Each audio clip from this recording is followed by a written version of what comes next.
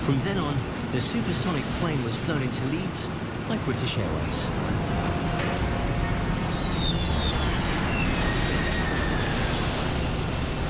It's March the 1st, 2008. Once again, winds are the problem.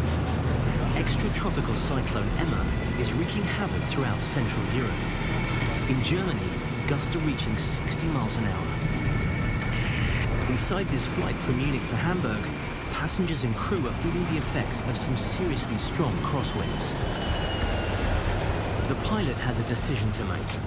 Abort the landing and go elsewhere, attempt to go around and try again, or take the landing on. The general point about crosswinds is that there is a limit. Every aircraft's got a crosswind limit, but the winds can be gusting. You might have a crosswind limit of 35 knots, which is a lot. Imagine sticking your head out of a car window going at 40 miles an hour. That would feel like a lot. Well, that's what's blowing against the plane, you know, in the wrong direction as the time that it's trying to land. The problem for this pilot is that it's notoriously difficult to predict when a gust will come and how strong it will be when it does. Either way, this pilot appears to be feeling confident. It might look like the plane is being blown.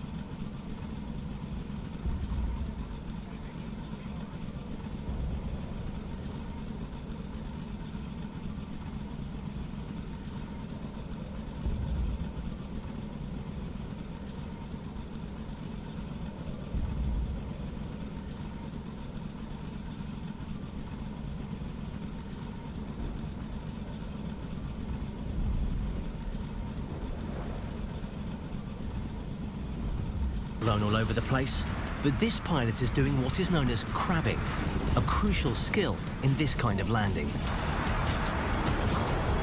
I call it crabbing because you're moving effectively sideways into the wind, and it looks extraordinary. And then, at the last minute, which is why pilots love it so much, they kick the rudder. I mean, how many opportunities do you get to kick the rudder on a commercial airliner? Brings it on straight, and on it goes. But before he kicks the rudder, a huge gust of wind hits the plane. It lurches to one side, and then the worst-case scenario, the wing hits the runway. That kind of impact can flip a plane right over, sending it cartwheeling down the runway.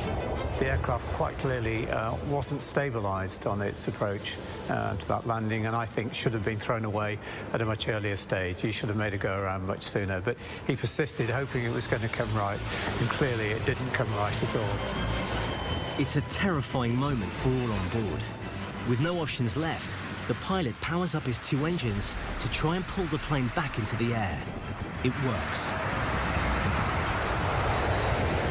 The pilot regains control and climbs to safety, landing the plane shortly afterwards on another, less windy runway.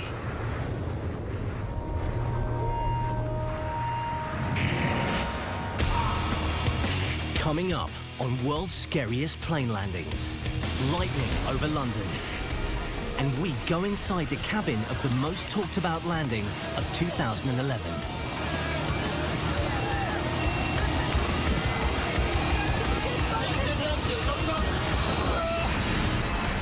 Welcome back.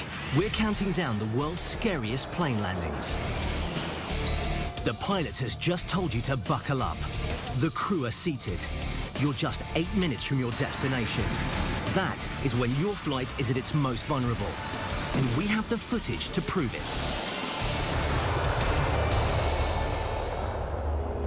It's November 2011. Flight LO016 from New York to Warsaw is in trouble. Just after departure, the computerized crewing alert system warned of a malfunction in the central hydraulics. Result? The landing gear is stuck inside the belly of the plane. The pilot has decided not to tell his passengers that they have a problem until he has a plan. There's usually a point in any incident, particularly this one, where there's a period of time for the flight crew to diagnose the situation and potentially be able to rectify it. So there wouldn't necessarily have been a need to brief the passengers at any point during the flight until it became apparent that there was going to have to be an emergency landing. The captain decided to push on for Warsaw, working on a solution with his team. They have tried everything, but nothing has worked. A pilot is very rule-bound and rule-based and will follow all the protocols, all the standard operating procedures as far as he possibly can, but there comes a time when it doesn't matter what rules you have to break those rules in order to achieve the aim, which of course is getting the airplane safely on the ground. The crew eventually had to accept the fact that they were going to have to land the aircraft with no landing gear whatsoever. With his fuel running low, the Polish pilot informs his 220 passengers that the plane's landing gear is stuck inside the plane.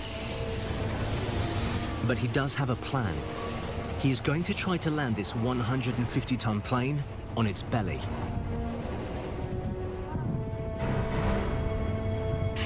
Ultimately, the thing that can damage the airplane and the passengers inside it is collision with something solid.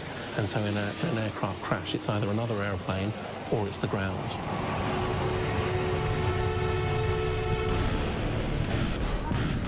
Fireproof foam has been sprayed on the runway, but as it scrapes along the tarmac surface, fires are breaking out along the bottom of the aircraft. The risk is that if an engine or a wingtip digs into soft ground, that will cartwheel the airplane, and the fuselage will break up and passengers will be injured or killed. Inside the plane, the drama is being filmed by one of the passengers. His fellow travelers desperately bracing themselves as the aircraft slides down the runway.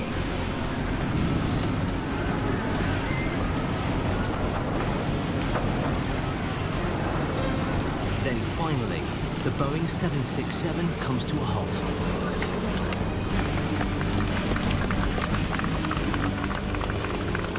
Initially, passengers applaud in relief, but then, as they notice the black smoke seeping into the cabin, there is mass panic.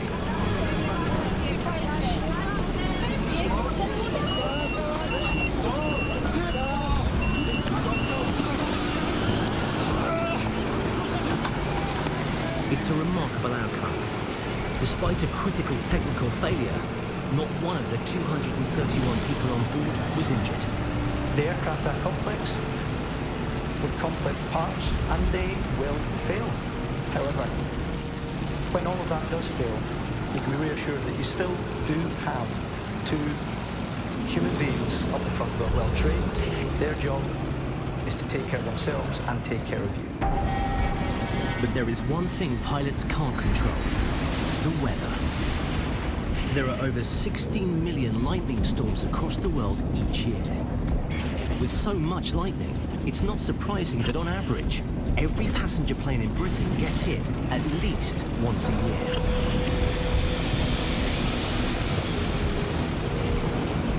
And when an aircraft is hit, it can be quite a shock for the pilot. The first time I encountered a lightning strike was as a very young first officer, and I was frightened. I was convinced the airplane was broken. This Airbus A380 is in its final descent into Heathrow Airport. There are 500 people on board. It's a miserable night. Suddenly, several 100 million volts of electricity blast straight into the roof of the cockpit. What happens next is truly shocking. Absolutely nothing. The plane carries on as normal, and it lands moments later with no ill effects. When they're struck by lightning, the conductivity is around the outside of the aircraft. It goes to the other end of the aircraft and leaves the aircraft, and there is just not a problem. So it can make a bit of a noise and a big flash. Sometimes the flash is quite blinding, but you know that it's not actually going to affect the aircraft. But it can affect the passengers because, of course, they will hear it and see it. But you just need to explain to them that there's no problem and the aircraft's fine. If our last clip was all down to Mother Nature, then this next one is 100% man-made.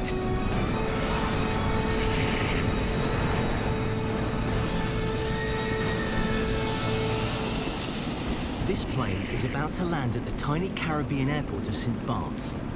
The pilot must complete a special training course just to attempt landing here. The thing that struck me about St. Bart's was it's a really steep approach. Any airport that's tricky to get into, you know, it really does, as a commercial airline pilot, watching other pilots land into these really tricky airfields, I just think it's amazing. I just really want to have a go. The pilot has managed to navigate the almost vertical descent onto the runway, but he is not safe yet. St. Bart's has a notoriously short landing, and suddenly the beach is getting closer. And closer. Dude, that guy's gotta stop. Whoa! Crap. Thankfully, the pilot and his crew walked away without injury. His plane and his pride were a little more damaged. But this isn't the only unique landing in this part of the Caribbean. In fact, if you want to visit St. Bart's, you'll need to catch a connecting flight from its bigger next-door neighbor, St. Martin's. Every day, planes fly just a few feet over the heads of sunbathers relaxing on the beach. It's become quite a custom here to wait for the jumbos as they bring a fresh lot of sun worshippers straight to the island.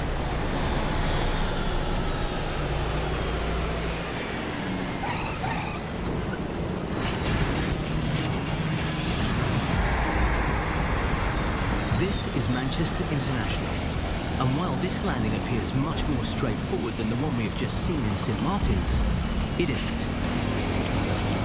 On the flight deck, the pilot is dealing with a major incident. Just moments ago, he had to shut down one of his two engines, turning a routine flight into a full-scale emergency landing. The cause? A bird.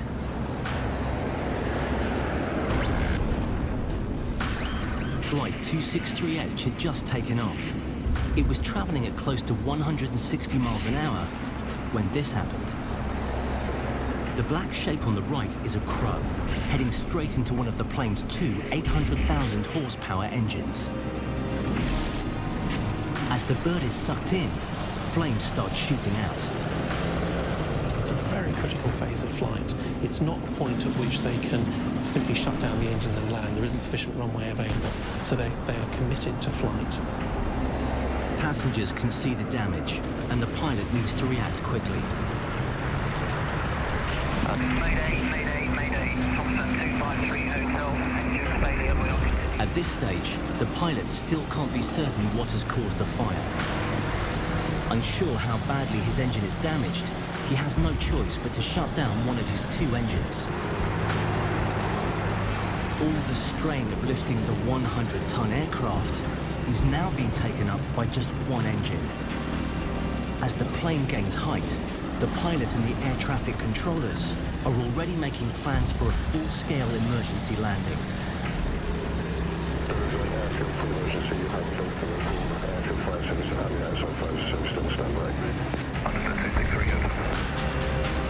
But the damaged plane is not the only problem. Debris from the impact of the bird strike has forced Manchester Airport to close down one of their two runways. Thompson 263 Hotel, runway 6 left is closed at Manchester due to debris on the runway from your engine. Okay, it looks like it might be the bird strike, there's bird debris on the runway as well. I concur with what we saw out the window and the reaction we had from the engine. Thompson 263 Hotel, roger. The captain and his crew are now drawing on hundreds of hours spent in aircraft simulators, preparing for a situation just like this one. If you're challenged by something that goes wrong, you want to make sure that you get the aircraft on the ground safely. And the fact that you're carrying the 300 people to safety is part of it, of course it is. But you have to focus exactly on the task that you've got at the time. So whatever challenge it is, you make sure you achieve that. The captain of Flight 263H still has to get his plane and his 221 passengers down safely. On the ground, fire crews are standing by, because a fully loaded 757 can carry up to 45,000 litres of highly flammable aviation fuel. The big risk with any emergency landing is always going to be the risk of fire. That's probably the biggest concern that anybody has in aviation, because once a fire breaches the aircraft cabin, there are typically no more than about 2 minutes before conditions in the cabin become non-survivable. But fire isn't the only problem facing this flight. With just one engine, the plane can pull to one side, running the risk that it could literally turn the plane over. It might look like a straightforward landing, but this takes hundreds of hours of training. The crew on that plane were very experienced, very well trained. At no time did the crew get agitated or excited. They operated calmly, professionally, as did air traffic control. The pilot of this plane executed a perfect one-engine landing. But what happens if both engines are struck down? Coming up on the world's scariest plane landings, it's time to meet the man who makes miracles happen. I think he said he was going in the Hudson. Flight 1549 was routine and unremarkable for the first 100 seconds. And then it instantly became an ultimate challenge of a lifetime for all of us.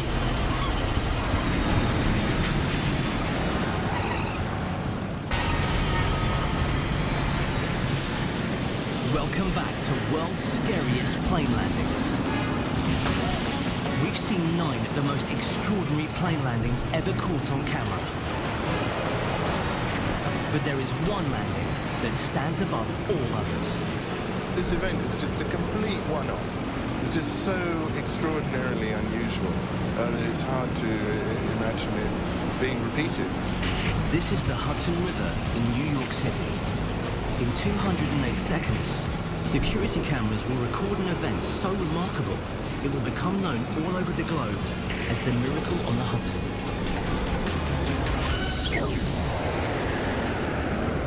On the 15th of January 2009, US Airways Flight 1549 departed LaGuardia Airport in New York City, bound for Seattle. There were 155 people on board. The plane was supposed to take off at 2:45. I don't think we took off until about 3:30-ish. In the cockpit, 57-year-old Captain Chesley Sullenberger prepared his plane for takeoff. Flight 1549 was routine and unremarkable for the first 100 seconds. And then it instantly became an ultimate challenge of a lifetime for all of us.